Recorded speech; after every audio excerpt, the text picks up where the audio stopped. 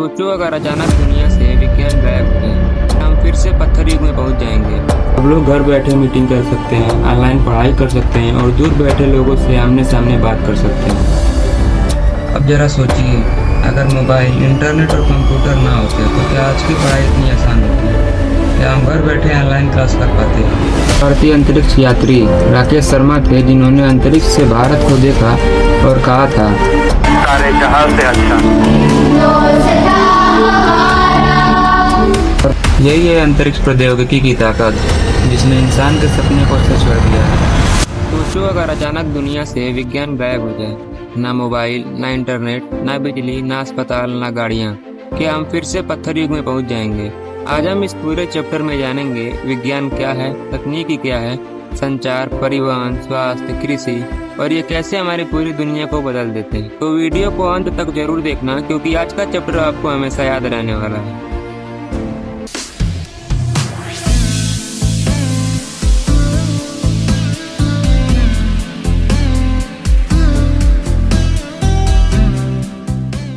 पहले समझते हैं विज्ञान क्या है।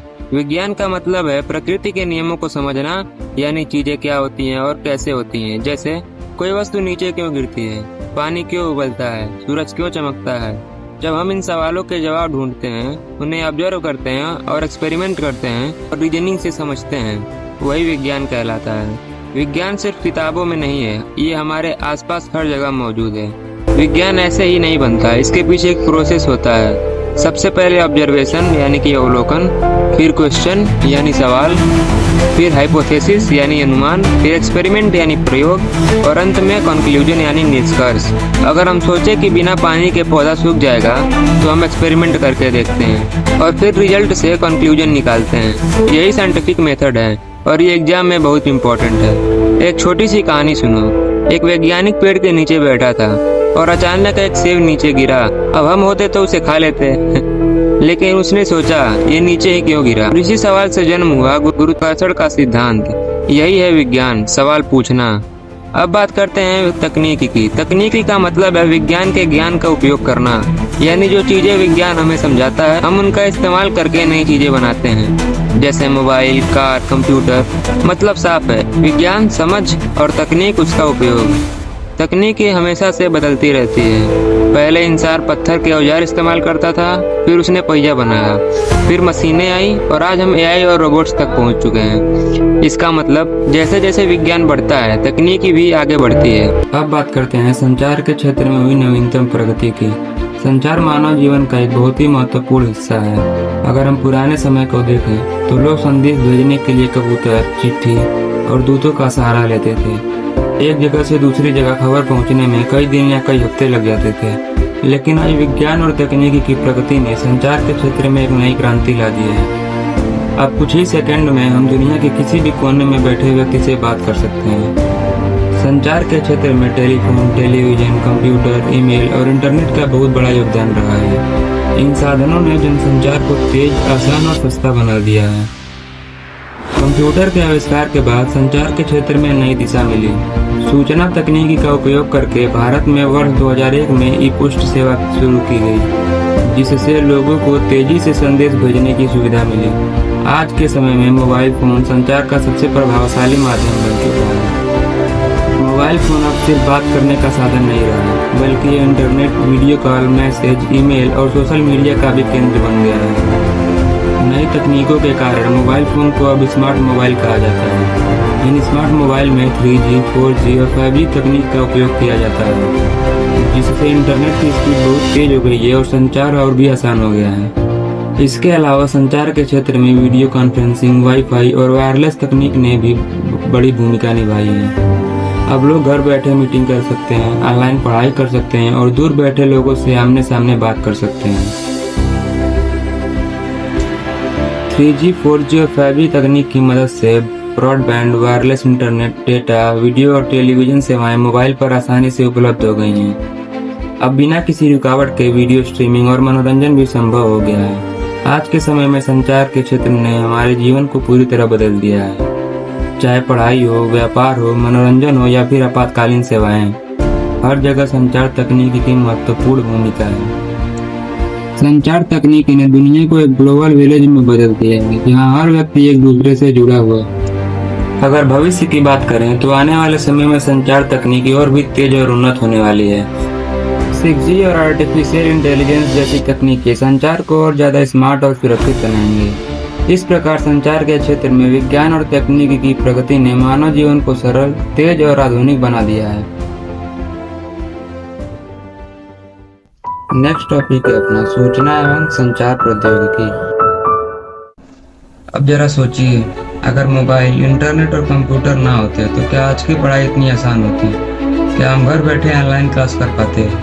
और क्या हम इस वीडियो को देखकर मुश्किल चैप्टर समझ पाते? यही बदलाव लाया है ICT यानी सूचना एवं संचार प्रौद्योगिकी ने। इसने शिक्षा की दुनिया को पूरी तरह बदल दिया है। पहले के समय में पढ़ाई केवल किताबों और ब्लैक बोर्ड तक सीमित थी।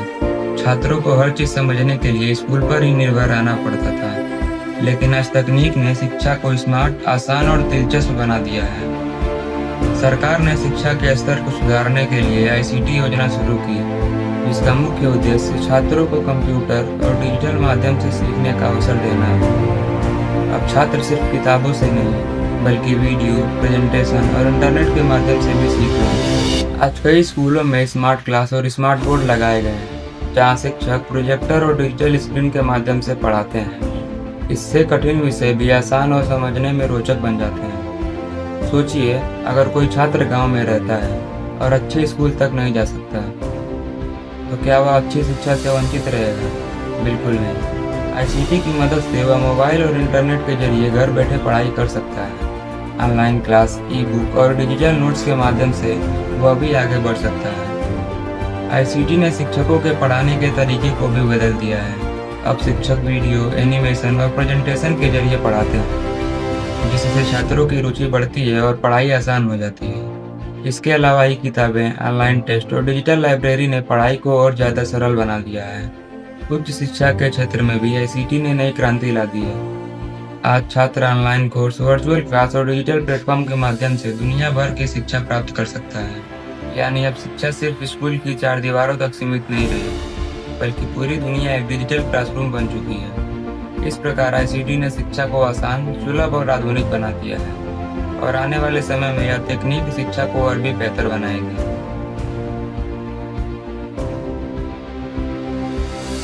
अब आते हैं अपने नेक्स्ट टॉपिक पर, जो कि है अंतरिक्ष प्रौद्योगिकी। क्या आपने कभी सोचा है कि जो उपग्रह अंतरिक्ष में घूम रहे हैं वे हमारे मोबाइल, टीवी और मौसम की जानकारी कैसे देते हैं? कैसे एक रॉकेट धरती से उड़कर हजारों किलोमीटर दूर अंतरिक्ष तक पहुंच जाता है?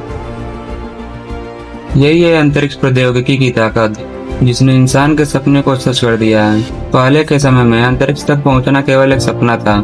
छोटे छोटे रॉकेट से प्रयोग शुरू हुए और धीरे धीरे विज्ञान ने इतनी प्रगति की कि आज हम उपग्रह अंतरिक्ष में भेज रहे हैं, चंद्रमा और मंगल ग्रह तक मिशन पहुंचा रहे हैं। भारत के अंतरिक्ष कार्यक्रम की शुरुआत महान वैज्ञानिक डॉक्टर विक्रम साराभाई ने की।